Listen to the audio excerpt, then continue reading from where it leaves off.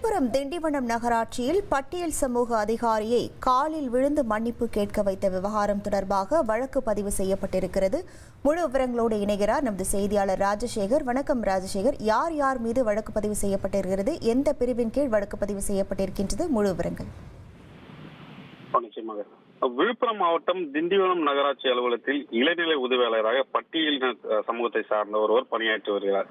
இந்த நிலையில் கடந்த மாதம் 28ஆம் தேதி திண்டிவனம் 20வது வார்டு திமுக நகரமன்ற உறுப்பினர் ரம்யா அலுவலக பணியில் ஈடுபட்டிருந்தார். அப்போது அவரிடம் தன் வார்டில் நடைபெற்ற பணிக்கான நிதி ஒதுக்குதல் குறித்தான கோப்புகளை அவர் கேட்டுள்ளார். அதற்கு அந்த கோப்புகளை விரைவில் நான் அடிப்படை தருகிறேன் என்று அவர் சொல்லியிருக்கிறார். அப்போது இருவருக்கும் வாக்குவாதம் ஏற்பட்டதாக கூறப்படுகிறது. மேலும் அந்த ஊழியரை ஆணையரின் அறைக்கு வரவழைத்த நகரமன்ற தலைவரின் கணவர் அவர் ரம்யாவிடம் மன்னிப்பு கேட்க வலியுறுத்தியுள்ளார். அந்த ஊழியரும் மன்னித்து விடுங்கள் என கூறியுள்ளார். அதை ஏற்க மறுத்த ரம்யா திடீரென அந்த ஊழியர் ரம்யாவின் காலில் விழுந்தது அந்த சம்பவம் பெரும் அதிர்வலையை ஏற்படுத்தியுள்ளது. மேலும் பல்வேறு தரப்பினர் திண்டிவனம் காவல் நிலையத்தில் புகார் அளித்து வண்ணம் உள்ளனர்.